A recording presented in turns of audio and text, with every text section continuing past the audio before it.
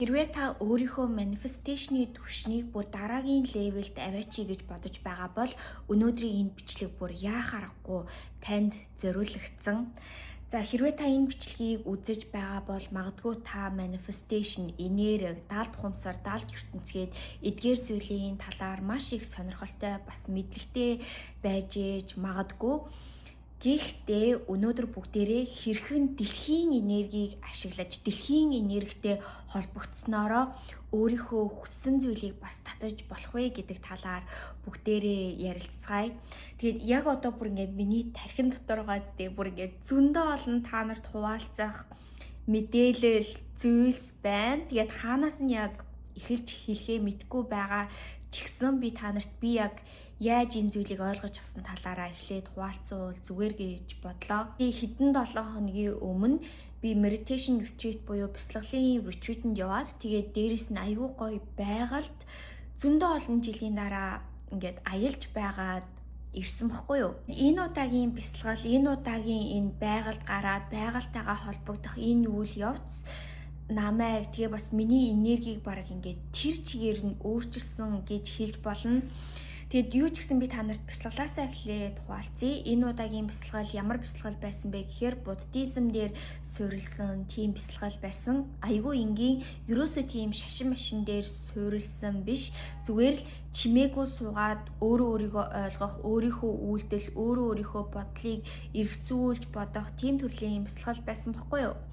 Тэгэд энэ иймэрхүү бясалгал нь миний хувьд ч гэсэн айгүй шинэлэг байсан. Яагаад гэвэл би зөндөө олон жил бясалгал хийж байгаа ч гэсэн би дандаа доктор Joy Dispenza-гийн бясалгал ч юм уу эсвэл квант төсрэлтийн бясалгал хэрхэн төсөөлөн бодох вэ гэд иймэрхүү бясалгалыг хийгээд бараг 2-3 жил болж байгаа юм бэлээ. Гэхдээ миний бодлоор би дандаа ямар нэгэн үр дүн хайж жоохон хүчилж тэгэж бясалгал хийдэг байсан байхгүй юу? Яагаад гэвэл нэг үр дүнгийн мэдэрсэн болохоор яг л тэр зүйлээ л хийх гээд байдаг байсан. Гэхдээ энэ удаагийн бясалгал бол яг надад ингээд хэрэгтэй зүйл байсан. Бүр үүнээс илүү хамгийн гоё үйл явц нь юу байсан бэ гэхээр би яг нөгөө байгальтайгаа холбогдох үйл явц байсан.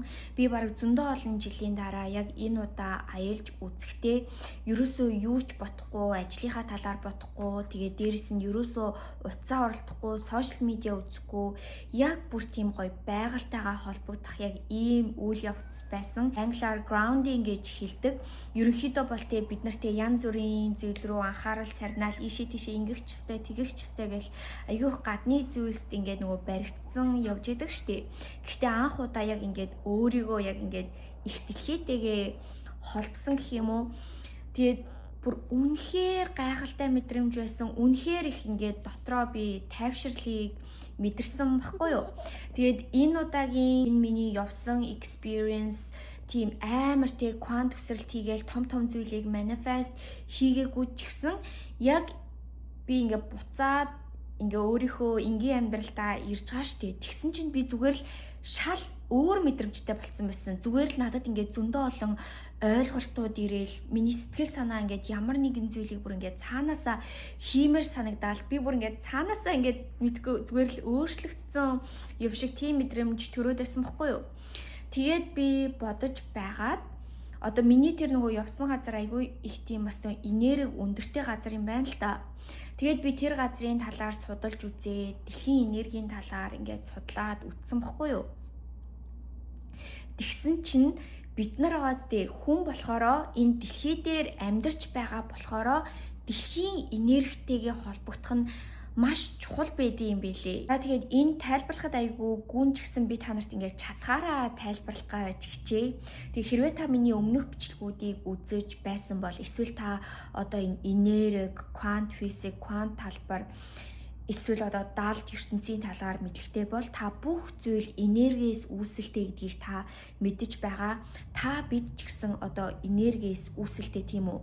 Тийм болохоор бид нөр өөрийнхөө бодол дээрээ ажилласнараа, даалд бодол дээрээ ажиллаад, итгэл үнэмшил дээрээ ажиллах үед бид нэр квант талбартай холбогдоод ямар нэгэн бидний бодол, санаа байхгүй зүйлийг энэ хорвоо ертөнцийн 3D болгоод бий болгож чаддаг бид нар ямар нэгэн зүйлийг татаж чаддаг тийм үү? Та нар эсвэл тэ янз бүрийн одоо бясалгал хийдэг хүмүүсийг ч гэсэн бодоод үзээрэй. Бид нар бясалгалаар дамжуулаад бид нар одоо өөрөөсөө арай тэр одоо дээд буюу одоо higher consciousness гэж ярьдаг шүү дээ. Дээд ухамсартай холболтыг ч гэсэн хийж болдог. Гэхдээ бас нэг чухал зүйл юу вэ гэхээр бид нар энэ хорвоо ертөнцийн дээр хүн болоод төрсэн тийм үү? Бидний одоо энэ бие мах бод байгаа шүү дээ. Бид нар хүн тэгээд энэ дэлхий дээр амьдарч байгаа болохоор бидний одоо энэ энерги ч гэсэн дэлхийн энергитэй бас ингэж зэрэгцэх хэрэгтэй байдаг юм байна л да. Яагаад гэвэл дэлхийн бас одоо өөрийн гэсэн энерги аура бас ингээд нөгөө долгионтой байгаа штэ. Тэгээд ихэнх үед бид нар нөгөө хит их нөгөө мэдлэгтэй болоод ирэхээрээ одоо сүнсний сэрэлт сэрж байгаа сүнснүүд гээд ярьдаг болцсон штэ.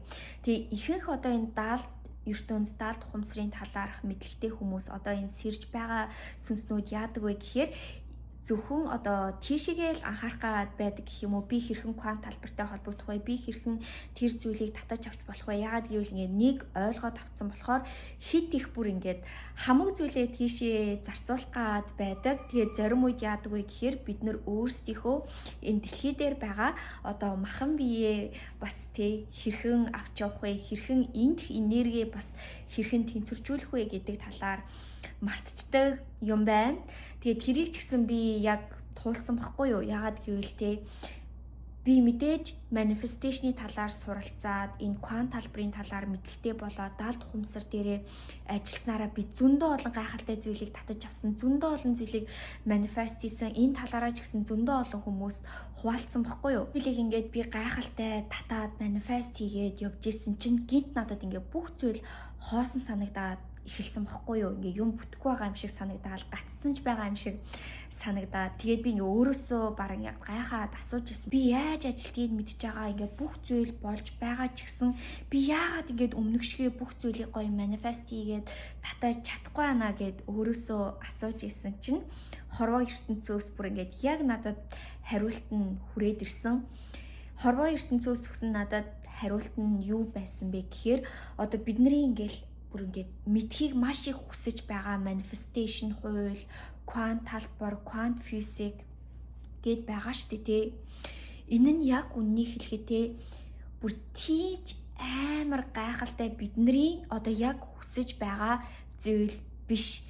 Яг үннийг хэлэхэд байгаа зү бидний одоо үүсэл, бидний сүнс, бидний энерги аль хэдийн одоо тэр квант талбараас ирсэн баггүй юу? Та одоо диваачин өгтөргөө өөрийнхөө ойлгож болно.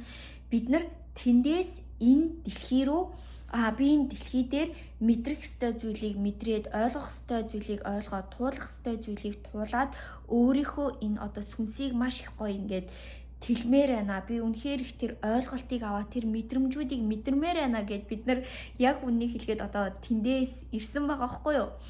Гэтэл бид нар яг ингээд дэлхий дээр төрчингүүдээ угаасаа бид нар ингээд юу ч санахгүй ирдэг штеп. Тэгээд бид нар ингээд гол зорилгоо мартчихдаг. Болохоор хэрвээ та нар янз бүрийн энергийн ажил хийдэг хүмүүс ч юм уу те маш юм нөгөө гэгэрсэн хүмүүс байдаг штеп.